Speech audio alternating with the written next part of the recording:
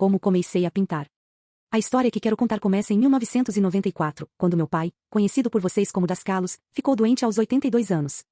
Quando meu pai sofreu um derrame, deixei minhas outras tarefas e dediquei todo o meu tempo a ficar perto dele. Sua doença durou 15 meses. Foi uma experiência muito profunda, uma experiência de tristeza, de aprendizado, de amadurecimento e, em certo sentido, de alegria. Meu pai sempre quis que eu estivesse com ele e que segurasse sua mão. Ele pressionava minha mão em seu coração e olhava profundamente em meus olhos. Ele estava se comunicando mentalmente usando seus olhos e expressões faciais. Milhares de memórias brotaram dentro de mim de toda a minha vida junto com ele, uma vida muito feliz, de fato. Uma tarde, eu estava sentado perto dele, perdido em meus pensamentos e preocupações. Na situação em que estava, não podia pensar em emprego. Por outro lado, minhas economias estavam acabando lentamente e eu não sabia como enfrentar as crescentes despesas. Achei que meu pai estava dormindo, e ele tinha um sorriso pacífico no rosto. Em meus pensamentos, eu disse a ele: durma em paz e deixe-me pensar. Pela primeira vez teria que resolver um problema assim sozinho, sem sua ajuda ou conselho. Lágrimas escorreram dos meus olhos e eu não percebi que meu pai havia aberto os olhos. Só quando ele apertou minha mão, percebi que estava totalmente acordado. Rapidamente, enxuguei as lágrimas dos meus olhos. Que piada, por um minuto achei que poderia esconder minhas preocupações dele. Ele sorriu e começou a acariciar minha mão, como se estivesse tentando contar meus dedos. Tentei esconder meu constrangimento e disse: não se preocupe, pai, tenho todos os dedos. Ele ignorou minhas palavras e continuou a acariciar meus dedos e minha palma. Senti um calor se espalhando dentro de mim. Era como se uma inundação de amor tivesse vindo dele para mim. Em minha angústia, disse sem pensar: pai, o que você está fazendo com minha mão? Você é vidente, quiromante? Não precisa, conheço meu futuro. Daqui em diante tudo será preto. Um brilho em seus olhos me disse que ele não concordava. Ele apertou minha mão, que ainda segurava. Várias vezes e depois guiou minha mão até minha testa, tocando-a suavemente. O que ele estava tentando me dizer? Mais tarde, percebi o que não conseguia entender naquele momento. Abracei-o e coloquei a cabeça em seu peito. Ele começou a acariciar minha cabeça e eu disse: tudo bem, pai. Depois de 2 dias, decidi limpar o estúdio de pintura do meu pai. Comecei a reorganizar as coisas e a limpar o quarto. De repente, percebi que meu pai nunca mais iria pintar nesta vida. Amargura e raiva me dominaram. Eu queria quebrar todas as telas. Peguei uma tela, coloquei-a no cavalete, peguei um pincel para pintar e comecei a espalhar diferentes tintas na tela. Minha irmã me viu e perguntou: o que você está fazendo aí? Vou me tornar um pintor como Picasso, disse eu com raiva. Minha irmã achou que eu tinha perdido a cabeça. Ela me pediu para sentar e relaxar, para preparar uma xícara de café para mim. Continuei pintando e gradualmente me acalmei. Depois de um tempo, olhando para a pintura à distância, descobri que parecia uma flor. Até então, não sabia nada sobre pintura, além do que me ensinaram no ensino médio. É verdade que eu tinha visto meu pai pintando, mas nunca me interessei por isso. Continuei por algumas semanas a pintar seriamente flores, paisagens e arcanjos, até que não sobrasse mais nenhuma tela. Não ousava mostrar ao meu pai o que estava fazendo. Por um lado, adoraria ter seu conselho, mas por outro, temia que ele se opusesse ao uso de suas telas. Uma amiga minha fez o que eu não ousava fazer. Ela mostrou meu trabalho para o meu pai e, a partir de então, ele continuou me guiando. Se estivesse satisfeito com minha pintura, sorria. Caso contrário, franzia a testa e apontava onde eu tinha que melhorar. Contra todas as expectativas, minhas pinturas começaram a ser vendidas miraculosamente. Todas as minhas necessidades financeiras foram atendidas.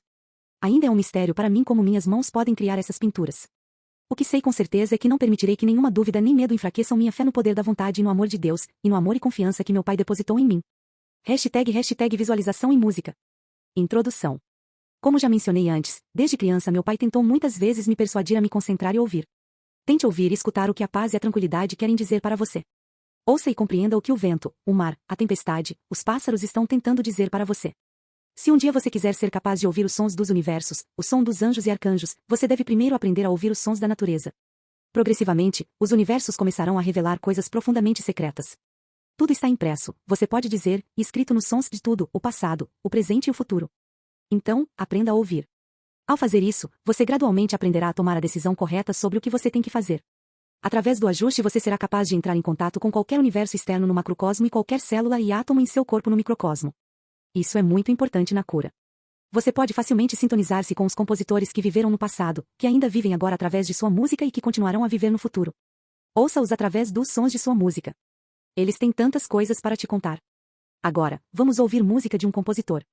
No início você só vai ouvir a música. Talvez você não consiga ouvir a voz do compositor, mas gradualmente você vai ouvir o que ele ou ela quer te dizer. Você pode ouvir porque ele ou ela escreveu esta peça. Talvez, para expressar sua dor, tristeza, raiva ou alegria. Tente entender, enquanto tem todos esses pensamentos e sentimentos, de certa forma o compositor estava falando consigo mesmo e ao mesmo tempo estava sintonizado com os universos. Ele era o receptor de sons divinos, que foram trazidos para baixo para serem incorporados em sua música. Primeiro concentre-se, respire profundamente e deixe o amor, a paz e a tranquilidade entrarem no centro do seu coração. É a vitalidade mental vindo dos universos. Agora, concentre-se nos sons que se desdobram ao seu redor. Ouça cada som fora ou na sala. Distinga lentamente cada som e concentre-se em cada um dos sons separadamente. Você pode permanecer sintonizado com a música ou com o compositor. Desta forma você pode receber mais e mais informações. Mas não esqueça que você é um ser individual. Preste atenção enquanto faz esse trabalho. Não permita que o egoísmo de sua personalidade o leve à fantasia e ilusões. Lembro-me daquele dia tão claramente. Era como se isso tivesse acontecido ontem. Meu pai me chamou para seu escritório e anunciou: toda esta tarde é só para você. Vou falar sobre um grande compositor. Vamos ouvir a música que escolhi para você ouvir juntos, e quero que você sintonize com ele. Sente-se aqui perto de mim e relaxe, disse ele. Olhei para ele. Ele fechou os olhos e imediatamente percebi que estava sintonizado com alguém e não sabia com quem. Talvez ele entrou em contato com o espírito do compositor ou com uma autoridade musical, porque a quantidade de detalhes transmitidos foi extraordinária. Além disso, ele deliberadamente me pediu para gravar nosso discurso em fita, que possuo até hoje. Pai tinha a incrível capacidade de sintonizar-se instantaneamente com quem e o que quisesse, com a maior facilidade. Para ele, tudo isso era natural. E então, ele começou a falar comigo. Beethoven. Ludwig van Beethoven nasceu em 6 de dezembro de 1770, em Bonn, e faleceu em 26 de março de 1827, em Viena. Beethoven teve uma vida intensa e turbulenta. Ele era um idealista. Sua música é muito expressiva e transmite uma mensagem de poder moral, liberdade, fraternidade e alegria, que se pode obter através do esforço intenso. Beethoven tinha uma personalidade brilhante e vital que se reflete em sua música encantadora. As características da música de Beethoven são poder, não como violência, mas como força e autodomínio. A personalidade e a música de Beethoven foram muito produtivas. Em algumas de suas composições, ele transmite a aversão que sentia, de tal forma que o ouvinte se sente atraído. Podemos sentir isso quando ouvimos a primeira parte da Sinfonia número 2, opus 36. Após a lenta introdução, encontramos um tema de poder rítmico que se desenvolve até o clímax da celebração e o final brilhante. Vemos esse poder explodir na Sinfonia número 3, opus 55, a Heroica. A história especial da Heroica guia os ouvintes para uma compreensão de sua mensagem espiritual e os incentiva a participar. Beethoven tinha grandes esperanças em Napoleão no início. Ele admirava as ideias da Revolução Francesa e adorava Napoleão. Ele acreditava que ele era a figura política ideal para disseminar os ideais de liberdade, igualdade e fraternidade por toda a Europa. Quando compôs a Sinfonia número 3, Beethoven a dedicou a Napoleão Bonaparte, e ela foi originalmente intitulada Bonaparte. No entanto, quando Napoleão se proclamou imperador da França em 20 de maio de 1804, Beethoven ficou espantado e furioso. Em fúria, ele pegou a primeira página da Heroica e obliterou o nome de Napoleão, exclamando: então ele também não passa de um homem comum. Agora, ele vai pisotear todos os direitos humanos e se entregar apenas à sua própria ambição. Ele se colocará acima de todos e se tornará um tirano. Podemos considerar esta sinfonia como uma obra sobre o heroísmo em si, não o heroísmo militar, mas algo mais profundo, a vontade de superar ou simplesmente suportar dificuldades, como medo, dor, turbulência interior e o terror da morte. Vamos ouvir a primeira e a segunda parte da sinfonia. O primeiro movimento é escrito em forma de sonata e o segundo é a marcha fúnebre.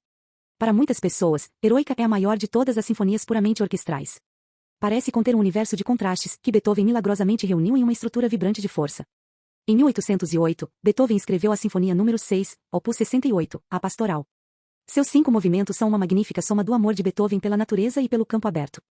Está repleto de evocações sensacionais de sons para os quais o compositor cada vez mais surdo deve ter recorrido à sua memória de longo prazo, o canto dos pássaros em A Cena no Riacho, danças rurais em A Alegria dos Camponeses e a flauta de um pastor no final, o canto dos pastores.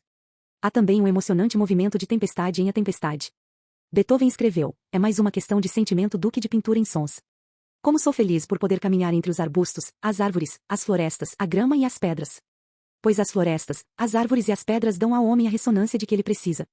Vamos agora ver a abertura para Egmont, opus 84, um conjunto de música incidental para a peça de mesmo nome de Johann Wolfgang von Goethe. A história, a heroica resistência de um nobre flamengo, o Conde de Egmont, à opressão espanhola, deve ter profundamente comovido Beethoven. O Conde Egmont viveu sua própria luta espiritual, tendo que escolher entre o amor de uma mulher e o amor de seu povo. Beethoven foi muito atraído por Goethe e musicou 3 de seus poemas em 1809. Mais tarde, falou com grande entusiasmo sobre a possibilidade de fornecer música para Fausto.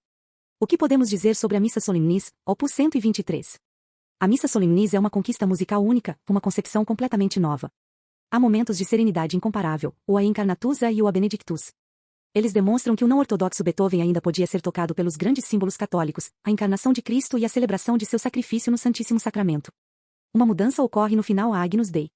O horror da ainda recente guerra europeia invade a música na forma de fanfarras ameaçadoras de trompetas e tambores, que tocam uma marcha implacável. Este tema de guerra interrompe a oração pela paz interior, e os solistas retomam o canto de uma oração mais apaixonada pela paz exterior. Ao compor isso, Beethoven deve ter se lembrado do bombardeio de 1809 e talvez também de seu próprio encontro próximo com as forças francesas em seu caminho de Bonn para Viena em 1792. Na página de título, Beethoven escreveu, do coração, que possa voltar para o coração. Mais tarde, sobre a Missa Solemnis, confessou, meu objetivo principal era despertar e incutir permanentemente sentimentos religiosos não apenas nos cantores, mas também nos ouvintes. Algumas pessoas pensam que talvez Beethoven quisesse dizer que se os sentimentos religiosos fossem despertados pela própria música, então ela criou dentro do ouvinte uma forma muito mais pura de religião do que aquela que existe dentro das paredes de uma igreja. Segundo Schindler, um dos amigos mais próximos de Beethoven, a personalidade de Beethoven mudou no início da composição da Missa Solemnis. Durante o processo de composição, o compositor estava alheio a tudo o que era terreno e parecia como se estivesse transportado para outro mundo. Este é o relato de Schindler, na sala de estar, atrás de uma porta trancada. Ouvimos o mestre cantando partes da fuga no credo, cantando, uivando, batendo os pés. A porta se abriu e Beethoven apareceu diante de nós com feições distorcidas, calculadas para excitar o medo. Ele parecia ter estado em combate mortal com todo o exército de contrapuntistas, seus eternos inimigos. Muitos acreditam que suas maiores conquistas são os últimos 5 quartetos de cordas. Essas obras são música privada, destinada à apreciação de alguns amigos escolhidos, em vez de um grande público. Ele terminou o primeiro, opus 127, no 12 em mi bemol maior, em janeiro de 1825, e é considerado o ápice do caráter musical lírico de Beethoven, especialmente o lento segundo movimento em um de seus mais belos temas de canção. O próximo é o opus 132, no 15 em lá menor, dedicado ao príncipe Nicolas Galitzin. É uma obra sombria e turbulenta, mas com um radiante movimento lento subtitulado a Santo Cântico de Ação de Graças de um Convalescente à Divindade, no modo lídio. Beethoven escreveu esta peça para agradecer a Deus após se recuperar de uma doença grave, que ele temia que fosse fatal. A canção se desenvolve sobre a base de uma alternância entre orar maravilhado e voltar à vida. O próximo quarteto, opus 130, no 3 em si maior, é bastante parecido com uma suíte barroca de vários movimentos. A Grande Fuga, Grosse Fuge, opus 133, foi escrita em 1825, quando Beethoven estava completamente surdo. Originalmente, foi o final do opus 130. No entanto, a fuga era tão exigente para os intérpretes contemporâneos e impopular entre o público que o editor de Beethoven o incentivou a escrever um novo final para o quarteto de cordas. A Grande Fuga foi então publicada como um número de opus separado, opus 133. Certamente tem uma conclusão edificante, mas antes há um movimento chamado a cavatina, uma canção de profunda tristeza. Para o compositor, a Grande Fuga foi sua peça favorita. O quarteto que o próprio Beethoven considerou o maior de todos foi o opus 131, no 14 em dó menor, dedicado ao barão Joseph von Stutefein. Beethoven é citado como tendo dito a um amigo sua avaliação do quarteto: graças a Deus há menos falta de imaginação do que nunca antes. Disse que ao ouvir uma apresentação deste quarteto, Schubert comentou: depois disso, o que nos resta é escrever. A boa performance, o efeito pode ser como uma jornada espiritual impassível. A seção lenta antes do final é um relato desolador da vida pessoal de Beethoven. Beethoven havia obtido a custódia de seu sobrinho Caro depois que a mãe de Caro faleceu em 1825. Caro foi quase levado à loucura pela excentricidade e possessividade sufocante de Beethoven. Além disso, Caro tinha sérias dívidas de jogo. Em 1826, em estado de profundo tumulto emocional, tentou se matar. Ele falhou, mas seus ferimentos exigiram longo tratamento. Beethoven nunca se recuperou desse choque, mas parece ter finalmente percebido que tinha que libertar Caro. O quarteto final, opus 135, no 16 em Fá maior, parece apontar para uma nova direção. É mais modesto, mais aclássico em escala. Uma figura questionadora sinistra marcada com as palavras tem que ser, recebe, no final deste último quarteto, uma resposta alegre e quase irreverente, tem que ser. Sinfonia número 5, opus 67, a Sinfonia do Destino. Desde suas primeiras barras, provavelmente o início mais famoso de qualquer sinfonia da história, a Sinfonia número 5 é uma exploração intensa e ferozmente impulsionada do modo trágico-heróico de Beethoven em dó menor. Tudo junto cria um tema claro que aquece a alma, infundindo alegria e esperança. É a alegria de quem conquistou um destino hostil, confirmando o poder da razão e da coragem. A Sinfonia número 5 é um poema humanista, e cada um de nós encontrará algo nela em nossa própria vida. Nesta sinfonia você pode encontrar a filosofia de Kant. Kant conecta moralidade com liberdade. Ser livre é seguir nossos próprios princípios racionais em vez de apenas nossos desejos, seguir nosso próprio julgamento, agir com base em máximas que aderem às leis universais. Portanto, ser livre é ser moral. Assim, liberdade e moralidade pertencem, em última análise, ao mesmo mistério. Sabemos que somos livres por sermos capazes de discernir nossos deveres e ações. Para nos vermos como livres, devemos nos ver como parte de 2 mundos, um mundo sensório e um mundo inteligível superior. Agir moralmente tem valor moral supremo porque através dele participamos de uma ordem superior de existência. Esta é a base para a dignidade da pessoa humana como fim em si mesma. Não é por acaso que nas notas de Beethoven aparece a seguinte frase: o céu brilhante acima de mim, a lei moral dentro de mim. Essa expressão não só pode ser vista nas sinfonias, mas também nas sonatas. Podemos detectá-la na sonata para piano número 8 em dó menor, opus 13, comumente conhecida como a Patética. Após a morte de Beethoven, o jovem Mendelssohn tocou o primeiro movimento no piano. Goethe comentou: é ótimo, realmente louco. Você chega a um ponto em que pensa que a casa vai desabar. Imagine se fosse ser executado por uma orquestra. Segundo Beethoven, o destino bate à nossa porta desta forma. As sonatas de Beethoven. Existem tantas sonatas lindas. Beethoven escreveu a Patética em 1798 e a dedicou a seu amigo, o príncipe Karl von Lichnowsky. No primeiro movimento desta sonata, o trágico modo heróico de Beethoven em dó menor se apresenta diante de nós, totalmente arredondado pela primeira vez. A introdução lenta e sombria, marcada como a grave, e o allegro angustiado e precipitado representam um novo tipo de drama musical. Esta sonata demonstra o poder do espírito que venceu a dor. Temos a sonata para piano, opus 53, no 21, Aurora, a chamada Waldstein Sonate, dedicada ao conde Ferdinand Ernst Gabriel von Waldstein, o primeiro importante patrono de Beethoven. Aqui, vemos uma metamorfose em comparação com Haydn e Mozart. A forma tradicional da sonata se move progressivamente para um confronto entre dois princípios, o a princípio da relutância e oposição a princípio da súplica. A primeira parte é principalmente escrita em forma de sonata. O ouvinte vai pensar que é um exercício para praticar com as mãos. Então o tema começa a ficar mais claro e essa mudança é como uma abertura para o brilho. A segunda parte é escura e misteriosa. É muito curto e logo passa para a terceira parte que toca o auge da alegria. Termina com acordes muito fortes. É como se o compositor estivesse pedindo para participarmos de uma aventura emocionante e entusiasmante. Vamos ouvir a sonata Aurora e tentar perceber os elementos que mencionei antes. Podemos encontrar essas características em quase todas as sonatas de Beethoven, Apassionata, Patética, Sonata ao Luar, etc.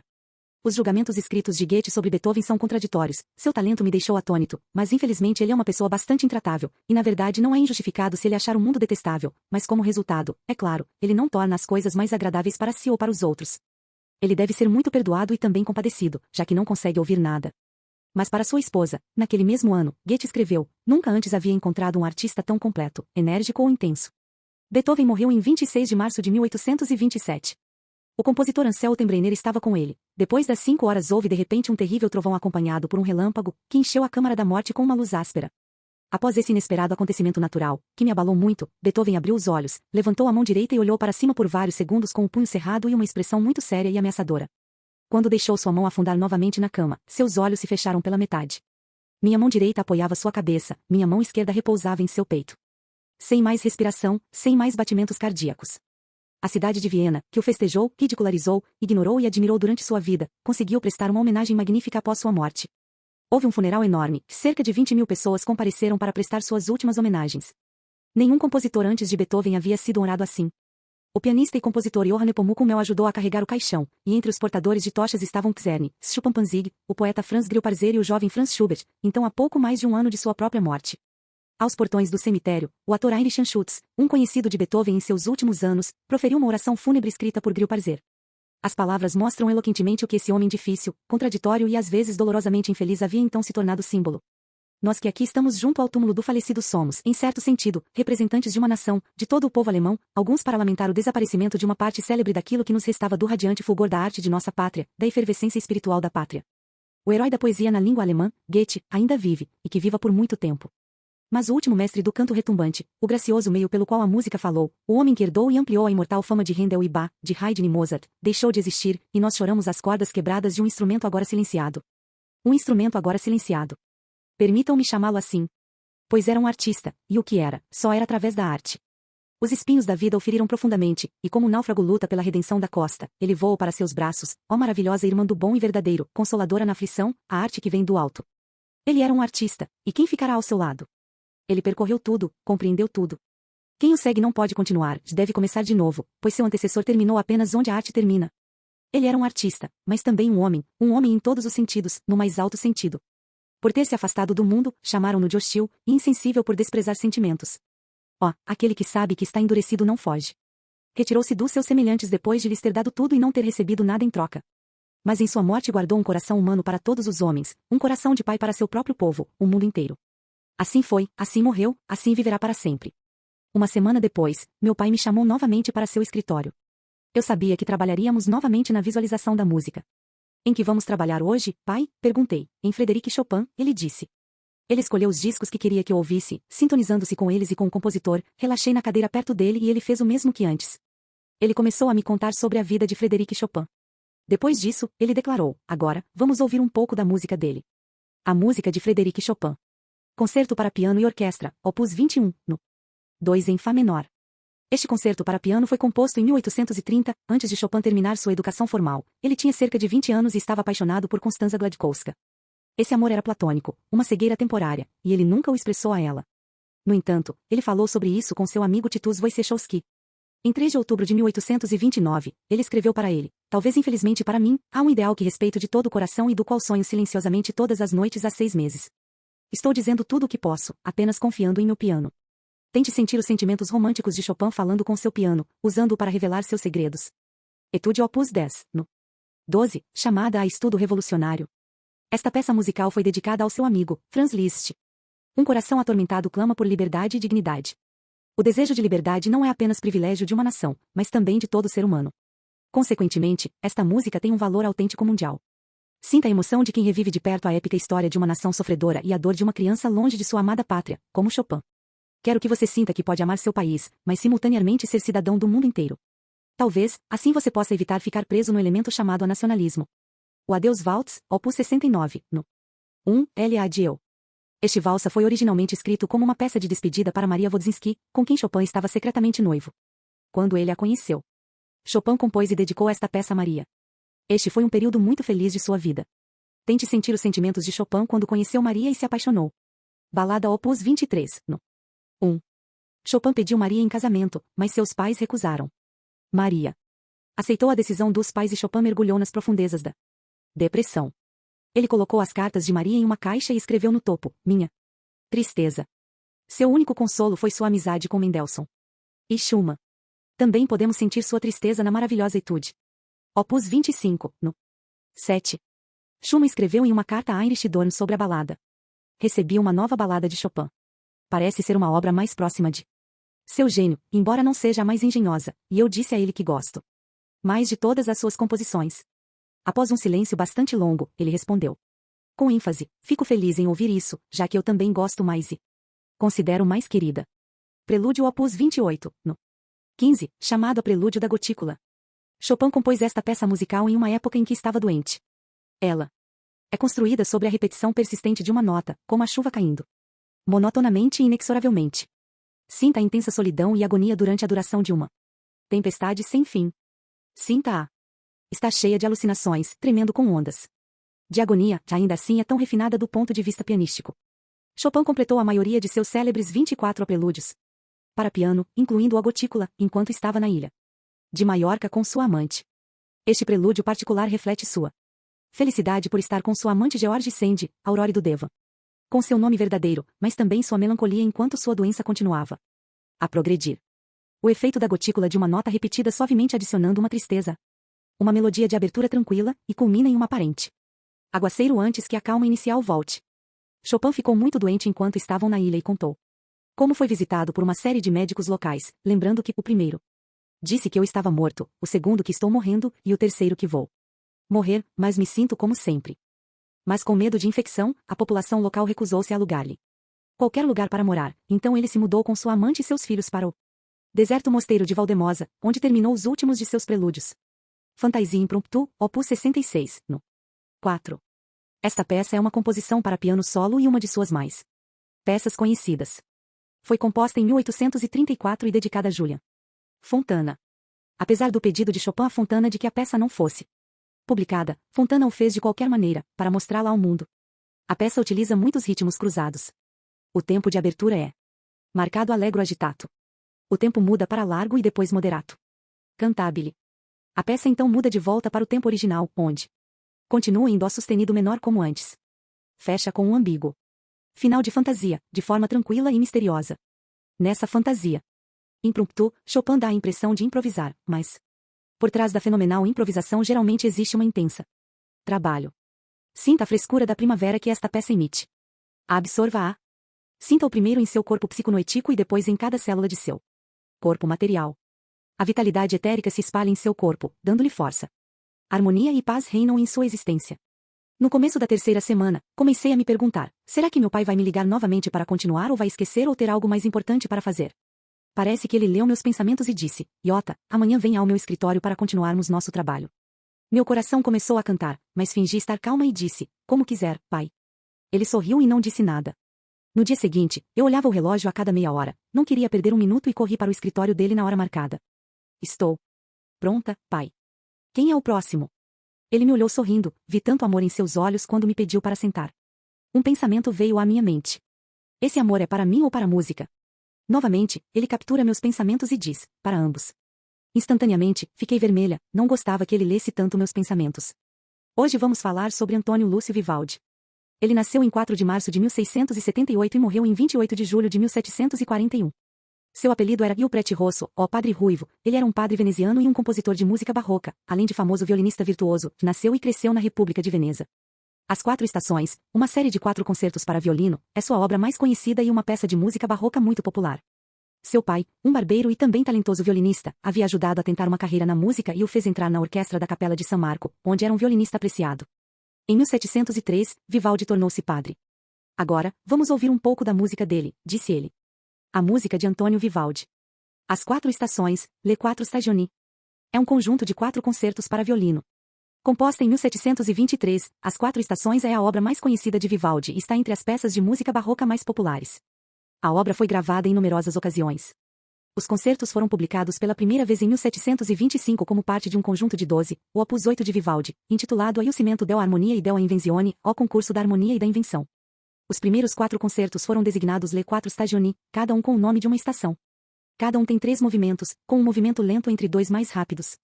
Os 4 concertos estão conectados em um plano unificado que os torna uma obra autônoma, uma unidade compacta. Na época em que escreveu As Quatro Estações, a forma solo moderna do concerto ainda não havia sido definida, tipicamente um instrumento solo e orquestra acompanhada. O arranjo original de Vivaldi para violino solo com quarteto de cordas e baixo contínuo ajudou a definir a forma. Temos Suas asas para voar.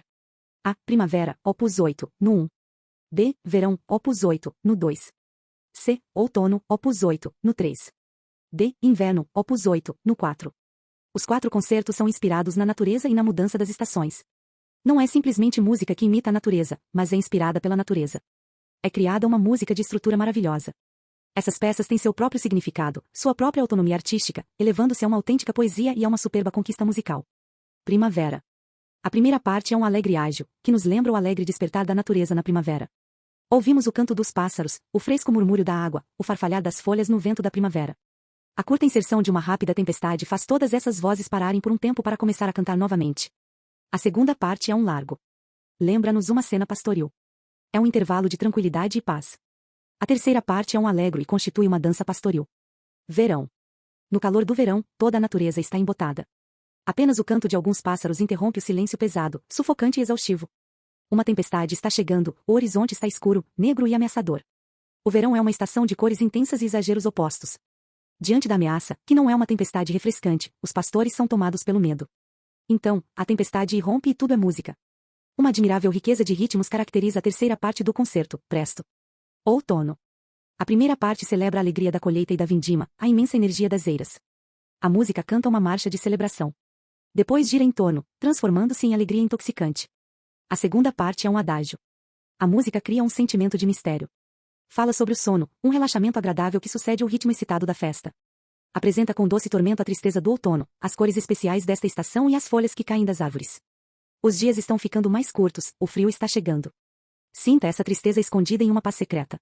Sinta também a alegria da intimidade da amizade e das conversas em torno da lareira. A terceira parte é sobre caça. Começa com uma marcha. Ouvimos o eco das trompas de caça. É uma marcha leve e humorística diante desses caçadores bem armados que são protegidos pelos cães e caminham audaciosamente em direção a um pobre animal cujo destino é ser morto. É como se a música seguisse a perseguição. O violino expressa o último tremor do animal, sua solidão e seu destino de morrer. Então começa a marcha, saudando o triunfo dos caçadores. Inverno. A primeira parte começa com um alegro de riqueza incomum e momentos controversos. Traga à mente a sensação de frio severo e ouça o violino expressar sensações de tremor. Na segunda parte, prevalece uma melodia quente. Traz-nos à mente o que é agradável na casa, o calor de uma lareira aquecida, a deliciosa conversa ali, enquanto lá fora venta e chove. Esta obra-prima musical está cheia de diversidade.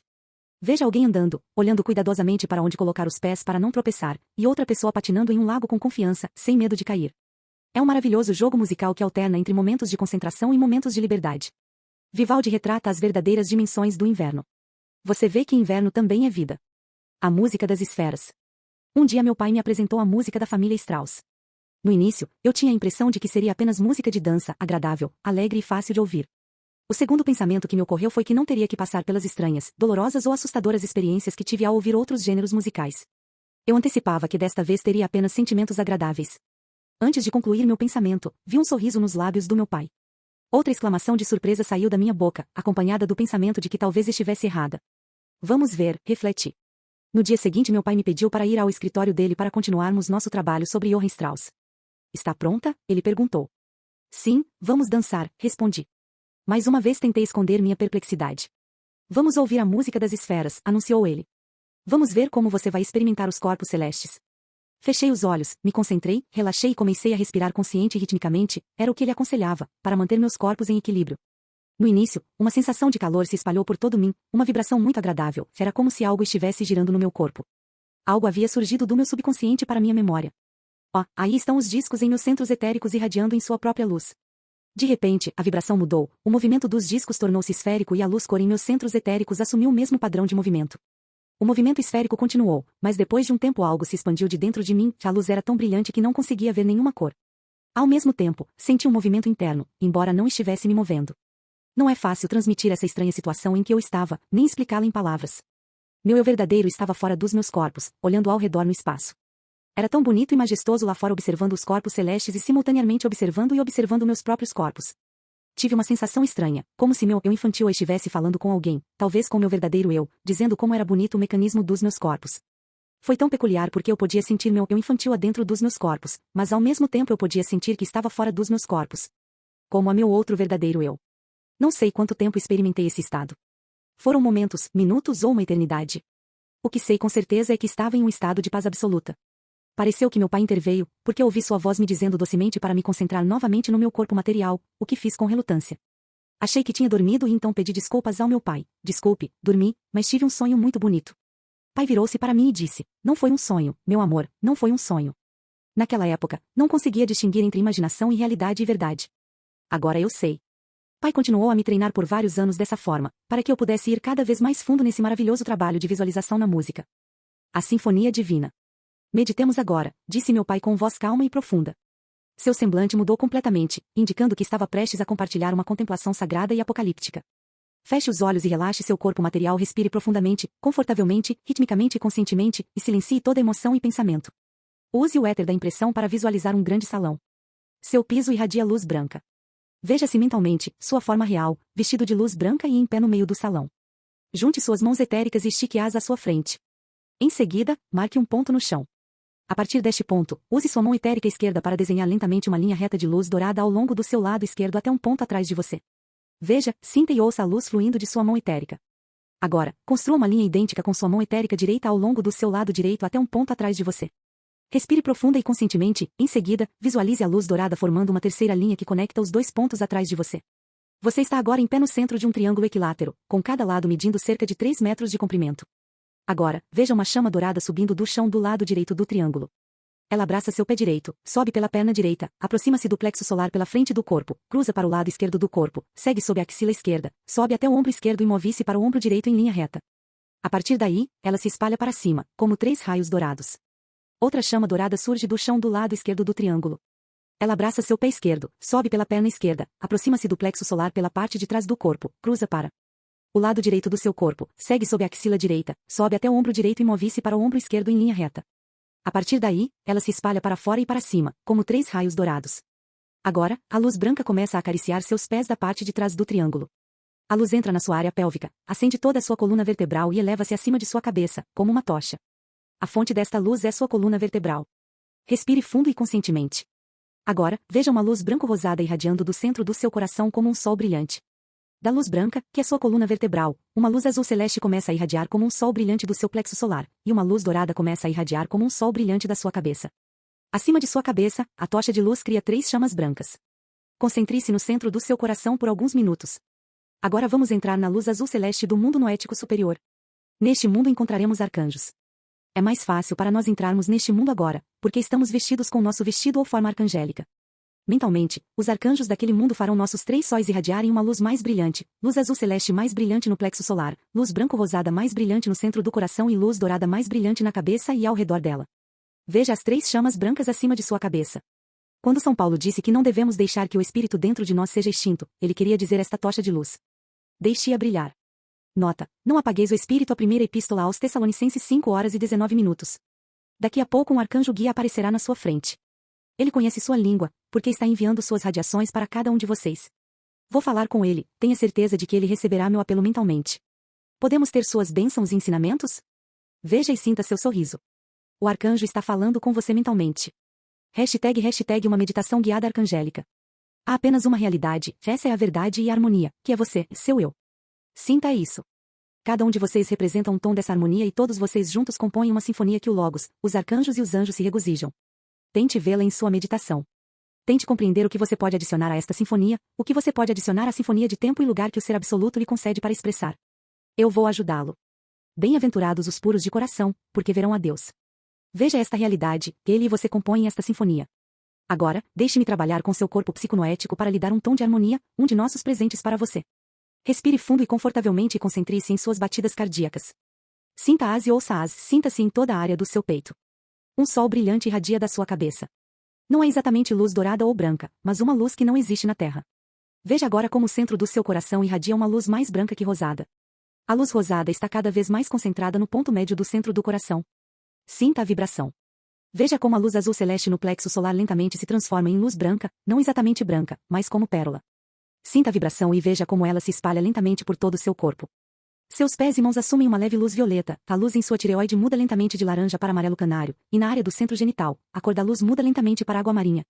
Agora, a saúde completa reina em seus corpos noético, psíquico e material. Mantenha esse tom de harmonia e leve-o com você para a Terra. Agradeça mentalmente ao arcanjo por sua orientação. Diminua suas vibrações e sinta lentamente seu corpo material novamente. Em memória do meu pai, em sobre cura. Há 24 anos, em 26 de agosto de 1995, meu pai deixou seu corpo material na Terra e foi viver nas mais altas esferas celestiais. Em comemoração aos seus ensinamentos e ao maior e mais belo presente que ele me implantou, gostaria de iniciar meu primeiro seminário em Londres com uma das lições que me tocou profundamente. Ela me mostrou um fluxo de luz a seguir, que sempre me manterá no caminho certo.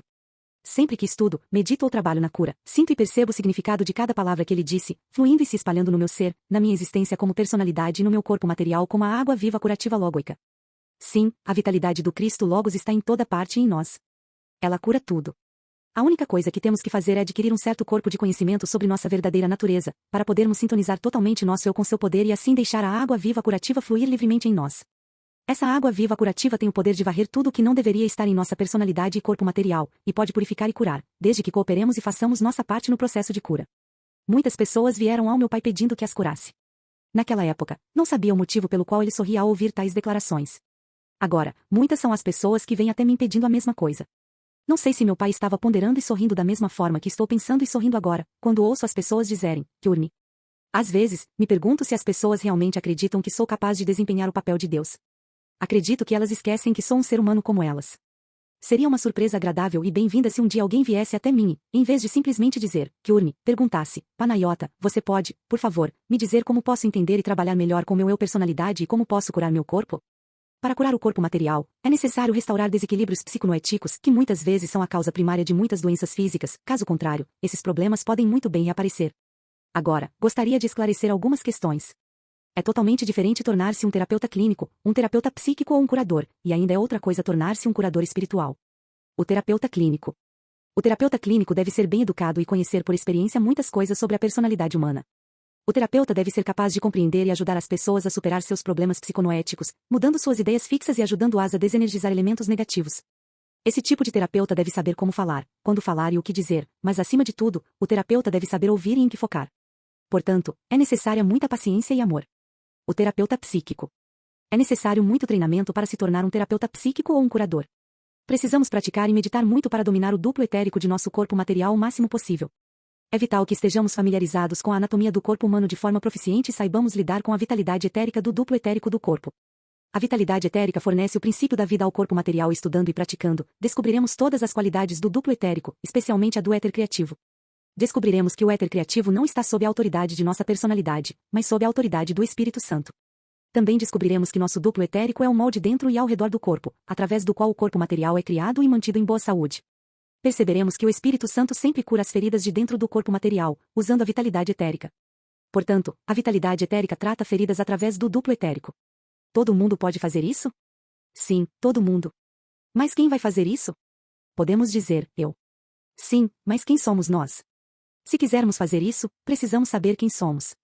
Devemos encontrar o eu do ego-self em nós, que não é nosso eu personalidade atual com um nome, expressando certos sentimentos e pensamentos mesquinhos. Assim, antes de decidirmos tornar-nos terapeutas psíquicos ou curadores, devemos conhecer nosso eu, devemos estar em contato consciente com a fonte da vitalidade etérica e estar cheios dessa energia o tempo todo. O curador espiritual.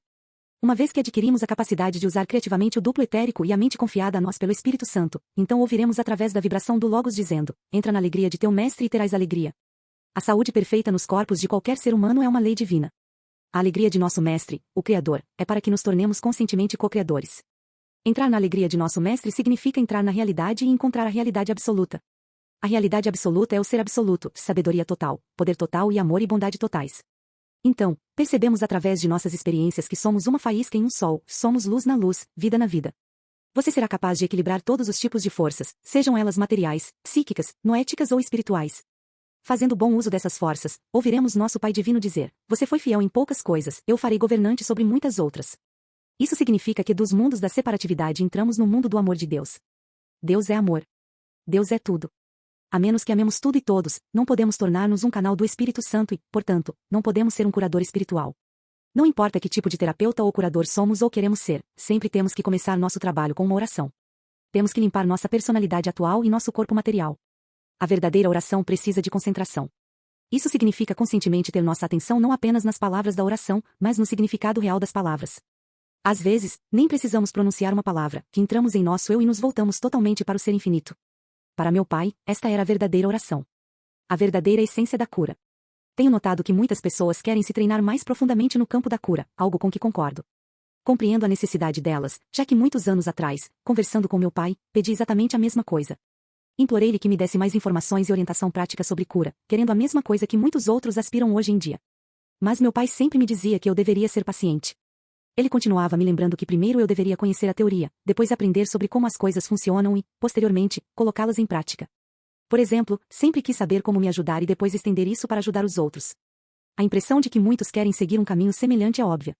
É como se eu ainda pudesse ouvir meu pai dizendo: você sabe do que é composto o duplo etérico do seu corpo material? Onde está? Como você vai encontrá-lo? Como funciona? No início, você deve saber o que são os éteres e depois aprender a usá-los. Você deve saber como os éteres cinético e estético funcionam nos diferentes corpos. Como o éter de impressão funciona do corpo noético até o corpo material. E você deve conhecer o máximo possível sobre o éter criativo. No início, você fará isso inconscientemente. Com o tempo, através da prática, você aprenderá e saberá quanto pode receber de um certo tipo de éter e quanto pode obter de outro tipo de éter, observando constantemente os bons resultados em sua prática. Caso contrário, o empreendimento geral não será frutífero.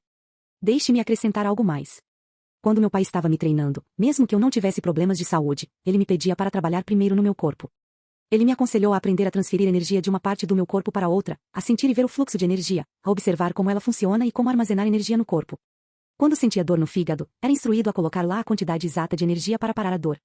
Este é um processo de treinamento muito delicado porque se cometermos o erro de dar mais energia para uma parte doente do que é necessário, sentiremos mais dor. Somente se exercitarmos e praticarmos em nosso corpo, saberemos como trabalhar e ajudar os outros necessitados, sempre que eles solicitarem nossa ajuda. Agora, por outro lado, trabalhar com nosso eu personalidade é uma tarefa totalmente diferente. Talvez você não acredite no que vou contar. Pelo que me lembro, meu pai continuava me ensinando e treinando. Parece peculiar aceitar como verdade, mas o melhor treinamento que recebi dele foi durante os últimos 15 meses de sua vida na Terra. Embora estivesse doente e completando gradualmente o ciclo de sua vida, ainda estava me ensinando. Através de seu corpo frágil, ele demonstrava e me instruía intensamente sobre como ajudar outras pessoas.